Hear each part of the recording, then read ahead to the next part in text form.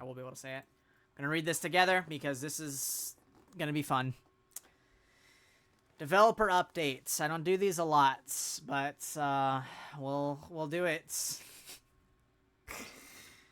Oh boy, man. Oh boy, oh boy. Slugging reduction updates. If a survivor is left in the dying state for a total of 90 seconds during a match, they gain the ability to pick themselves up after fully recovering. Added the option to enable or disable this mechanic in custom games. Note, perks that enable you to recover from the dying state, like Boon Exponential, will continue to function as before without needing to meet this requirement. Gradually increases crawling speed for survivors who are left in the dying state. Added the ability for survivors to recover while crawling. Recovery now occurs passively with no need to hold a button. Updated several survivor killer perks to account for changes. This is basically base kit, unbreakable, and tenacity into one. So slugging is practically dead on killer. You have to instantly pick up, or they're gonna crawl somewhere where you're not gonna be able to find them or get it. And this is just actually ridiculous. Like, no. Now survivors will have 6 perk slots if this gets introduced to the game, which hopefully it does not, but I'm going to be very vocal about it and talk about it anyways, because this is genuinely one of the most unhealthiest and baffling things I could hear from this. This is just not it, man. This is not it. Dev note. When it comes to slugging, we know it can be frustrating if you're on the receiving end of it too, often or for too long. But we also know that sometimes it's the smart move. Is it frustrating on the receiving end of it? Really? Is that really frustrating? You know? I mean, I think it's really frustrating going against multiple second chances. You know? I think it's very frustrating when, after I end my first chase, 2 or 3 gens get done after the first chase. I think that's really frustrating, and it should be like a base mechanic to stop doing that, right? That's what should happen, right? This updated system acknowledges this, allowing the killer to slug occasionally when they feel like it's the right call, but will eventually kick in and swing in the survivor's favor if slugging is used excessively. What do you mean occasionally? The killer can't slug, period. They go away for more than 30 seconds, you're gone. You're not even remotely in the same ballpark. You are completely gone. And the killer will not be able to find where you're at. Because you have base kit tenacity on top of getting up afterwards. There is no finding that afterwards. Alrighty. A big part of this is also about making the experience of being slugged more pleasant. As much as being slugged can be, at least. The recovery changes and crawling speed will give you a bit more agency when down, so you aren't just holding a button and waiting for someone to come save you. Last time I checked, this is a 1v4 horror asymmetrical game, and that's what your teammates are there for, to pick you up when you're off the floor. If all of you go down repeatedly that much, like 2 of you or 3 of you go down consecutively within less than 30 seconds, that is not on the killer's fault for doing that. I'm sorry. Like, genuinely. Like, that is... I'm sorry, but respectfully, this is unhealthy as hell. Like, genuinely. Like, maybe make it to where they can do it once. But, yeah. Just wanted to say hi. Also, these patch notes are ass. Thank you, Sam. Appreciate the bits. Thank you. But this... Maybe you can make an argument they can do it once every 90 seconds. But this is basically just better... Base kit unbreakable anyways, so like that is crazy. That is absolutely insane, bro. Imagine the gen speeds. Yeah, this gives them more time to do gen speeds too. Ay, man. Oy. But no. My only constructive like what to do is not add this at all or make it to where it can only trigger once every 90 seconds. Those are my only 2 things I can say for you to add. Genuinely. I don't know, man. Oh, let's get to the extra fun part. Tunneling reduction updates. When a survivor is hooked, their hook status is hidden from the killer. When they're unhooked, there's no notification and their hook status isn't revealed immediately. This is disabled once all generators are completed. Unhooked survivors gain the following effects for a limited time. Haste, endurance, elusive, see below status effects. No collision with other players, both killer and survivor. Immunity to killer instinct and sees the killer's aura nearby. These effects are lost when this affected survivor perform a conspicuous action. All these effects, except haste and endurance, are disabled once all generators are completed. Added a unique effect to the killer hook state UI that indicates the last survivor they hooked. After completing a unique hook, the same survivor is not hooked consecutively. Killers get the following benefits. Bonus damage for the generator kick. We don't know what the percentage is. This could barely be like 10%, maybe 8%. I don't know. We're just speculating, so we don't know exactly the numbers. I'm just lowballing it. Temporary haste status effect. Who knows what that is? It could be similar to furtive. It could not be. Temporarily reveals survivors' auras, so like barbecue and chili, that have less or equal states to the hooked survivor.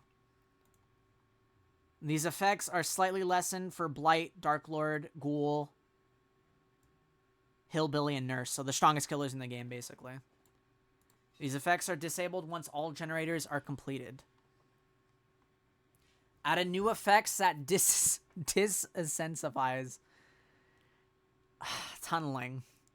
If a survivor dies before 6 total hook states, all remaining survivors gain a repair speed bonus for the rest of the trial, as if gen speeds weren't fast enough already. If the survivor that was last hooked is sacrificed or killed, generators cannot be regressed or blocked. So you can't interact with the gens after you do your job as the killer and kill.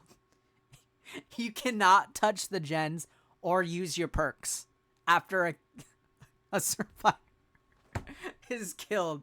That includes your own power as well, by the way. Bro.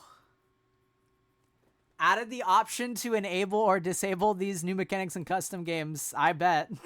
I bet. Updated several survivor and killer perks to account for these changes. We don't know what they are because they don't really say what they are. Dev note. It's no secret that tunneling can be seen as an efficient way to play for killers. While this can be true, it's also true that the result of this can be frustrating for survivors, leading to trials ending too quickly for some, while leaving others to fend for themselves in a match that is now much more difficult.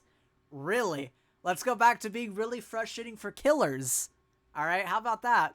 I think it's really frustrating having to play against multiple second chances in uncounterable situations that we can't do anything about. I think multiple things should just get removed because it's not fun to go against. You see how it's like direct this same energy towards killer? It sounds ridiculous, right? But when it's the same thing towards survivors, there's a blind eye towards it. Why is that? Why this? I'm sorry. I'm trying to like be like just say it how it is type stuff and not be like too mean or anything like that, like towards the developers or anything like that, but I just need to be saying it where it is, you know? Like I just gotta be saying it, you know what I mean? I don't know. Let me see what they say here though. The intention here is for both roles to feel the benefits and incentives that come from spreading hook states. On the one end, survivors have better opportunities to evade and reset after unhooks. New Crimson, thank you so much for the gifted subs. Really appreciate it.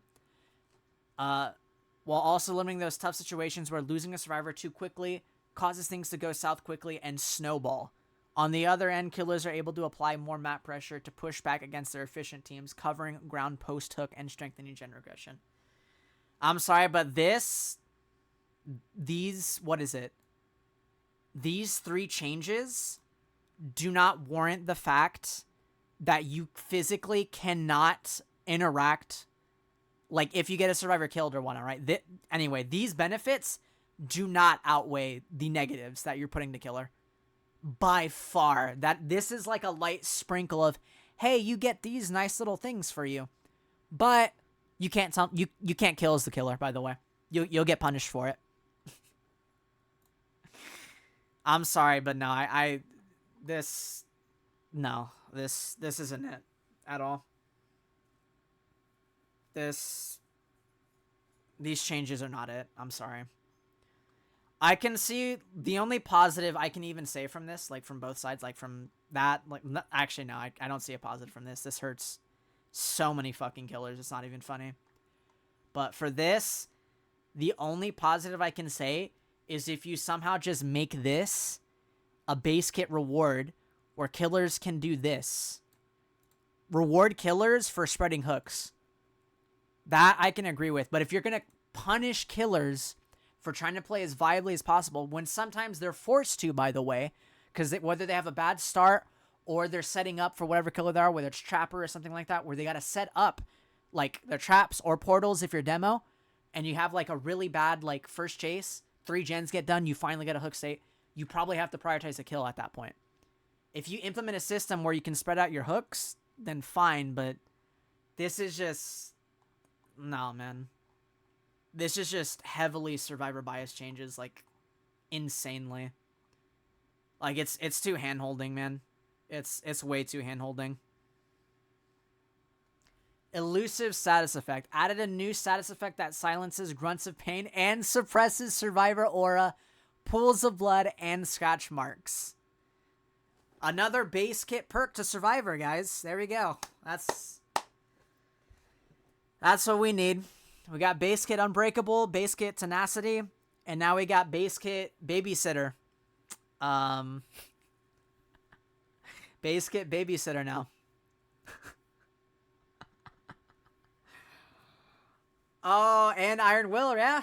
And Iron Will. So Iron Will babysitter. So now survivors are going to have like almost, what, 6 or 8 base kit perks. How many perks is that to deal with as killer now? That's more than 16 perks. To start, we'll be using this new status effect as part of Tunneling Reduction update, but plan to integrate this into relating existing perks down the road to make the descriptions more streamlined. Arguably the easiest way to look at this survivor version of undetectable, in that when it's active, you know you're in stealth mode. That is too much, man. This is... I'm sorry. These changes, you're only going to make it to where top tier killers are only going to want to play this game. With these implemented. I'm giving feedback here. I'm just being brutally honest. I'm not trying to be like a dickhead and say like, oh, the developers don't know what they're doing or whatnot. But these changes, man, these cannot go through. This needs some heavy changes to be even considered being added to the game. Like, no, this is not it, man. This is not it. The Tomes lore update. Updated the Tomes menu to feature new tomes and accompanying lore alongside each chapter release. New lore is unlocked each week within the active tome. This is obviously good. More for the lore nerds, right? That's fine. I'm not a lore person myself, but obviously more quality of life things would be nice. Ever since we reworked the tome, we've seen how much you've yearned for more lore. We're happy to share that beginning with 9.2.0, lore is back. While previously lore was tied to challenges, we want all players to have a chance to immerse themselves in these stories. So we've shifted to a weekly unlock, not linked to any quest completion. That's fine. More lore. That's good. I don't have anything bad to say about that at all. The Shape. Michael Myers himself. Replace Evil Within with 2 modes that can be toggled with a button press. Stalker mode, 4.2 meters a second, movement speed undetectable, and can stalk survivors. Pursuer mode, 4.6 meters a second, movement speed, 24 meters terror radius, increased vault speed, bonuses to lunge range, break speed, and stun recovery, and cannot stalk survivors. Once the stalk meter is full, Evil Incarnate mode can be triggered at will, granting the following effects for a limited time. Note, survivors no longer become exposed. 4.6 meters a second movement speed, 40 meters terror radius, and an increased vault speed. Unlocks Slaughtering Strike ability. Hold the power button to charge this ability, reducing movement speed. Press the attack button while charging to quickly lunge forward, adjusting your angle as you move. The length of the lunge depends on charge time. If a survivor enters the killer's attack range while lunging, they are knocked into the dying state. This ability can also be used to destroy pallets, okay? Unlocks the ability to grab and kill or perform a regular Mori on survivors who would die the next time they're hooked. Okay, so base kit, tombstone, I guess. When they're... Well, actually, no. You can tombstone survivors before that, so it's not even base kit tombstone. You just can kill survivors if they're on the dying state. Similar to, like, Pyramid Head with his cages, where you can just kill them if they have the status effect. Adjusted some of the mechanics of stalking. Remove the limited pool of stock points per survivor. Oh, that's good. That's actually really good. Reduce stock range to 32 meters and remove distance modifier. I say just make that as... I don't know if that's shorter distance or not. I don't know about that. Moving while stalking has increased movement speed but incurs a reduced stalk rate. So you have to stand still to get your power up. You can do both, but it'll be less if you move while doing it. Reworked his add-ons. And this is what it looks like. This is basically Pig or Chucky, but on steroids, like buffed. Because it's an insta-down that says it goes in the dying state, right? Survivor enters the killer's attack range while lunging. They're knocked in the dying... Yeah, it's... So they get insta-downed. So it's... Michael Myers is basically better Pig and Chucky Dash. Because they go down. To be fair, you have to stalk to work up to it, but still it's better Chucky and Pig. Alright. By moving away from linear Evil Within tiers, we wanted to give players more tools they can use to adapt to each trial's unique situations while keeping the core of what makes him the Shape. Slaughtering Strike makes for a high-threat offensive attack, offering up an instant-down opportunity with an extended lunge that's particularly effective in loops and for ripping through pallets quickly. Understanding his kit has changed quite a lot. We've done a pass on nearly all his add-ons, reworking many of them to offer more unique effects. In particular, for those who prefer his old playstyle, Fragrant Tuft of Hair will change to Evil Incarnate to function like Old Myers. Okay, so Old Myers is still in the game, at least, in add-on format. So he's technically not going away in that regard. But you have to sacrifice an add-on to get him to there. Offering an exposed effect and no Slaughtering Strike. Stay tuned for patch notes for full details on these changes. Yeah, because we don't even know what the add-on changes are. I have a feeling it has obviously to do with the Slaughter Strike or how to get there faster and stuff like that. Alrighty. Clown. Minor update. Increased activation time of Afterpiece Antidote. Increased how long the Afterpiece Tonic's hindered effect lingers after leaving smoke. We've heard your feedback that the Clown's easier to activate haste can make instigating and maintaining chase less interactive for survivors. That, coupled with nerfs to his purple bottles, has pushed players towards this frustrating tactic. To make both bottles feel like viable options without being too oppressive, we've adjusted the values of their most impactful qualities to strike a balance between pre-9.1.0 values and live values. Alright, so this takes longer to activate, and the purple bottle is longer.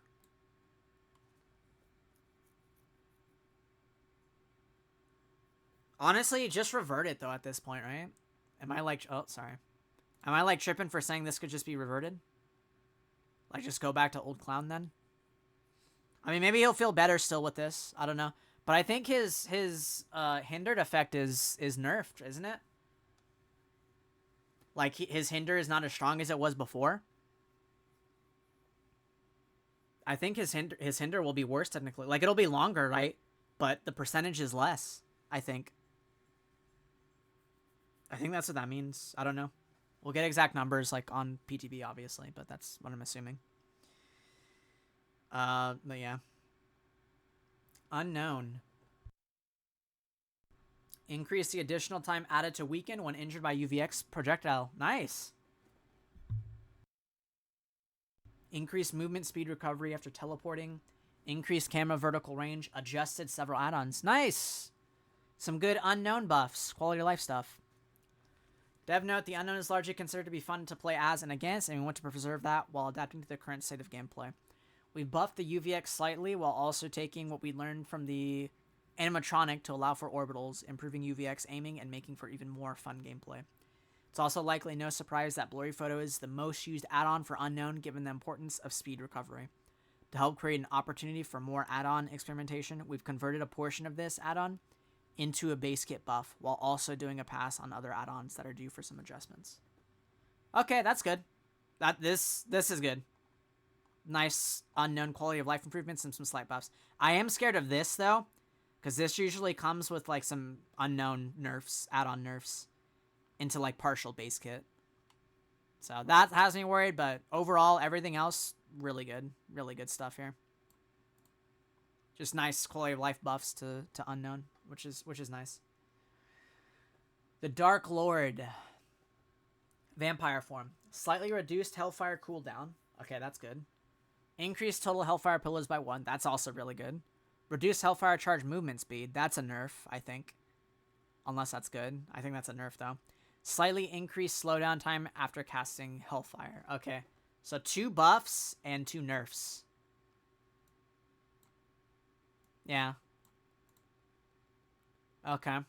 So his Hellfire is a bit maybe better, but slower. So you get your power back faster. It's slightly better with the 1 pillar, but it's slower. So we'll see how if that's better or not.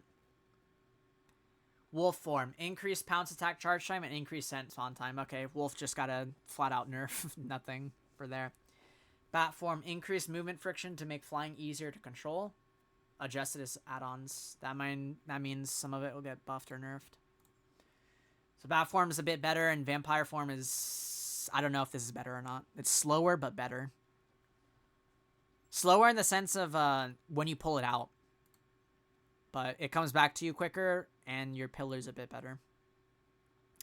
Vampire form is slightly less oppressive in short loops where movement slowdown had less of an impact, and toning down wolf form's mobility, which has outclassing some dash killers.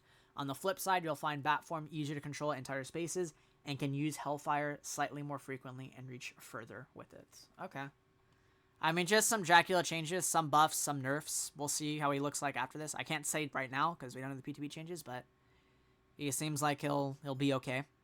Just some heavy wolf form nerfs, but they compensated by giving him some buffs here. But also giving him some nerfs here too, though. And then bat form will feel better, which I guess is a net positive, right? Ghoul. When grabbing a survivor on the other side of a vault with Kagune loop, the survivor is released at the start of the Ghoul's vault instead of the end. It's no secret that it's been a common pain point for survivors to be locked in place when hit with the Kagune leap, grab attack across a vault. Survivors shouldn't have to wait for the Ghoul to finish their vault before being able to move again, so we removed its tech. Oh, so they just removed kidnap tech. That's good. They've at least removed the kidnap tech, which is ideal. That's fine, I guess. I don't know. What's the point of Ghoul's palatable? Yeah, I don't know, Neil. We'll see.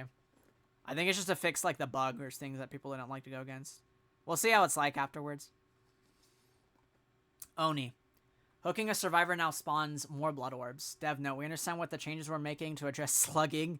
This will impact the Oni slightly, so we want to mitigate this by turning hook survivors into a greater source of power gauge buildup. The Oni is rewarded with more quickly snowballing power by hooking. I'm sorry, but this does not warrant... Why is it stuck like that? That's weird. That does not warrant the slugging changes at all. That down there does not equate to this being better whatsoever. I'm sorry. That's still a slap in the face to a lot of killer players. It's like a little speckle of here. You get a nice pinch of that, and that's... And the funny thing is, Twins isn't even mentioned. Twins is the main slugger. I know Oni is, but Twins is just left in the dust with that type of stuff. Perk updates. Updated various perks. In addition to the general perk balance updates you can expect each release, we've also made a number of adjustments to account for the new systems coming to DBD this update, specifically relating to slugging and tunneling. Stay tuned next Tuesday for the PTB live balance review on Discord. We'll dig into the details of these perk changes. And then follow that up with patch notes where you can find the nitty-gritty numbers. Until next time, the Dead by Daylight team. I'm sorry, but respectfully, this can't go through. And the reason I'm going to say this, it is not because I am a killer. I do play Survivor. I'd say like it's 40 Survivor. 40% Survivor, 60% killer. And I'm telling you right now, if you add these changes, this is already going to be a nightmare fuel for experienced killer players. But imagining this for the beginner killer players and the average killer players, this is an absolute fucking nightmare. Like, this is even worse than, like, your dedicated killer main players. Like, if this is already stressing out your main killer plays, like, killer player base, imagine how it's going to be like for newer players having to read an entire 2-page paragraph on this stuff. Like, that is not good for the health of the game for longevity purposes. Like, that is not good. Yeah, no, I'm sorry. I think none of this should be live, but yeah, no. That's what the PTB is for, though. It's to get feedback, right? So it's best not to take things personal and dig into the devs and be like complete like jackasses, right? Just give them constructive feedback, like, hey, this should not be added, like at all, in my personal opinion. The unknown stuff is fine. Clown stuff, fine. Meyer stuff, I don't know how this will go, but maybe it's fine. It sounds like he's getting a net positive buff, though, but he's turned more stale in the sense of being like a dash killer, like Chucky or Pig, or like a bunch of dash killers. But technically, Myers will be stronger, I think, from this. So net positive. I'm okay with this. All right with this. Definitely okay with this. This is okay. This is fine. This is a slap in the face. This is a slight better thing to give. Not ideal. But, yeah. Let me know what you guys all think in the comments below. Is this warranted? Is this not? No, I don't think this is warranted. But, yeah. That being said, I'll talk to you all amazing people later. And, yeah. Peace.